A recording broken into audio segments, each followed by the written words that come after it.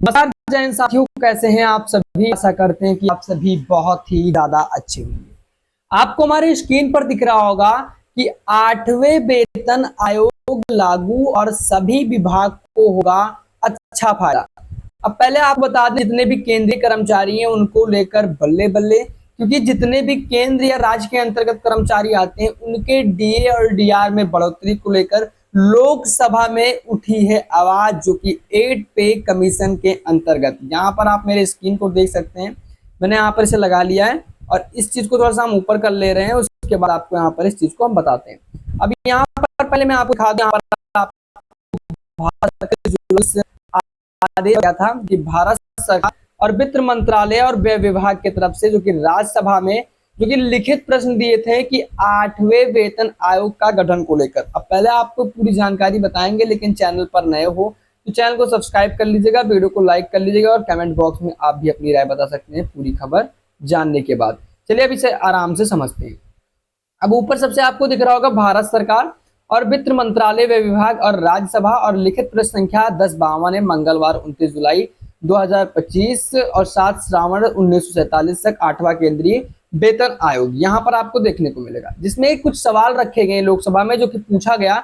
और अभी मैं आपको बताने वाला हूं कि आपको किस किस विभाग को लाभ मिलेगा, क्योंकि इस वक्त वर्तमान में जो डीए है आपका 55% है और 55% के हिसाब से आपको किस तरह से लाभ दिया जाएगा आने वाले समय में।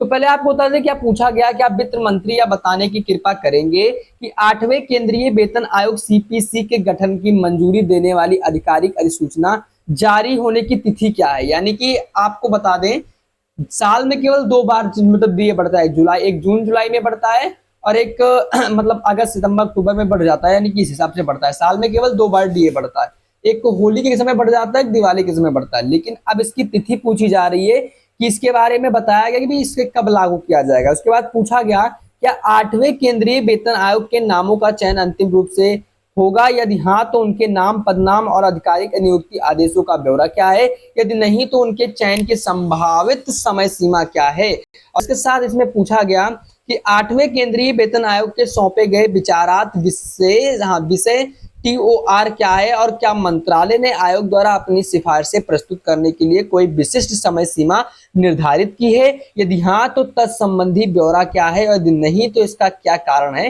पूछा गया। अब इसका उत्तर जिसने दिया, श्री राज्य मंत्री श्री पंकज चौधरी ने इसका उत्तर दिया। इन्होंने कहा कि जो पूछा गया था कि 8वें वेतन आयोग के नामों की जो समय सीमा को बारे में पूछा गया, इसमें बताया गया कि जो इसकी तिथि कब लागू की जाएगी। इसमें सरकार ने बताया कि सरकार ने 8वें केंद्रीय वेतन आयोग सीपीसी के गठन का निर्णय लिया है और प्रमुख हितधारकों से इनपुट मांगे गए हैं। आधिकारिक अधिसूचना यथा समय जारी की जा सकती है, यानी कि जारी की जाएगी, यानी कि जल्द से जल्द जारी की जाएगी। बस कुछ हितधारक के इनपुट मांगे गए हैं, उनके इनपुट देखे जाएंगे। कुछ लोगों का ये कहना रहेगा कि अब की बार 3% की डीए की बढ़ोतरी की जाए, अब की बार 4% की जाए। तो इन विचार को रखा जाएगा, उस हिसाब से आपके बारे में स्थिति को निश्चित रूप से पोर्टल पर रखा जाएगा। अब इसके बाद इसका जवाब दिया गया क्या सरकार, हाँ इसके बाद इसमें पूछा गया था, इसका उत्तर मिला कि सरकार द्वारा 8वें केंद्रीय वेतन आयोग के अधिसूचित कर दिए जाने के बाद आयोग के अध्यक्ष और सदस्यों की नियुक्ति की जाएगी, ऐसा बताया गया। मतलब सरकार द्वारा 8वें वेतन आयोग का अधिसूचित कर दिए जाने के बाद ही अध्यक्ष और सदस्यों की नियुक्ति की जाएगी। इसके बाद इसमें बताया गया, क्या वाले ऑप्शन में बताया गया कि रक्षा मंत्रालय, गृह मंत्रालय, कार्मिक एवं प्रशिक्षण विभाग और राज्य सहित प्रमुख हितधारकों से इनपुट मांगे गए हैं। आयोग विचारार्थ विषय में निर्धारित समय सीमा के भीतर अपनी सिफारिशें देगी। यानी कि कहने का मतलब है, मतलब बताया गया बहुत ही जल्द 8वें वेतन आयोग की तारीख को घोषित कर दिया जाएगा। अब इसी के साथ आपको बताना चाहते हैं, थोड़ा सा आपको जानकारी के लिए बता दें कि इनमें किन किन लोगों को लाभ मिलेगा। चलिए मैं एक विभाग लेकर किसी को चल रहा हूँ, कोई भी विभाग हो उस विभाग को मैं लेकर चल रहा हूँ। यानी कि लीजिए आपके लेकर मैं किसी का, मान लीजिए किसी का कुछ मिलाकर 18,000 रुपए सैलरी है। बेसिक सैलरी कितनी है आपकी? 18,000 रुपए की। तो मान लीजिए आपकी सैलरी 18,000 रुपए है, तो 18,000 रुपए सैलरी, या ये बहुत ही ज्यादा डार्क हो गया, इसे थोड़ा सा कम कर ले रहे हैं, अब सही है। तो मान लीजिए आपका सैलरी जो है 18,000 है और 18,000 रुपए आपकी सैलरी है और मैंने 18,000 कर लिया है। और मान लीजिए इस वक्त आपका डीए कितना है? 53%। तो 53% डीए और कुल मिलाकर 53% का मैं अगर मैं प्रतिशत निकालूं, यानी कि डीए में बढ़ोतरी निकालूं, तो ये कितना आ जाएगा बता रहा हूं मैं आपको, यानी कि ये आपका आ जाएगा 180 और 180 गुणे 53। तो यानी कि 180 गुणे 53 ये आपका आ जाएगा 180 गुणे 53 का मल्टीप्लाई आप करोगे तो 3 का इधर आ जाएगा, यहाँ पर 0 का 0 आ जाएगा और ये 0 आ जाएगा, ये 4 आ जाएगा और ये 5 आ जाएगा और ये 5, हाँ ये 9 आ जाएगा। 9,540 रुपये आपका ये आ जाएगा। अब 9,540 रुपये आपका ये डीए के रूप में लाभ हो जाएगा, यानी कि 9,540 रुपये प्लस जो आपकी बेसिक सैलरी कितनी है, आपकी बेसिक सैलरी यहाँ पर आपको दिखाना चाहते हैं। आपकी बेसिक सैलरी कितनी है, 1 सेकेंड, यहाँ पर आपकी जो बेसिक सैलरी है 18,000 रुपये। कितनी बेसिक सैलरी है, 18,000 रुपये आपकी बेसिक सैलरी है और इसमें आपको 9,540 रुपये लाभ दिया जाएगा। 9,540 रुपये लाभ यानी कि डीए के रूप में निकल के आया। अब इस चीज को मैं थोड़ा सा मल्टीप्लाई करूंगा, जिसमें से 0 का 0 आ जाएगा और 4 का 4 आ जाएगा, 5 का 5 आएगा, 9 8 17 आ जाएगा और 1 का ये मिलेगा आपको 27,540 रुपये। यानी कि जो सैलरी आपको 18,000 रुपये मिलती थी जब मैंने 53% का डीए निकाला तो ये आपका आ गया 27,000, यानी कि यहाँ पर बताएं 27,500, हाँ 27,540 रुपये ये आपको मिलेगा डीए में बढ़ोतरी होने के बाद। लेकिन ये इस वक्त का प्रेजेंट टाइम का डीए, कितने प्रेजेंट टाइम का डीए है, यानी कि इस वक्त आपको 53% डीए मिलता है। हम आप कीजिएगा भाई 55, 58, हाँ कुल मिलाकर 55% डीए मिलता है इस वक्त। तो अगर आप 55% का डीए निकालेंगे तो मान लीजिए आपकी सैलरी 6,000 रुपये है।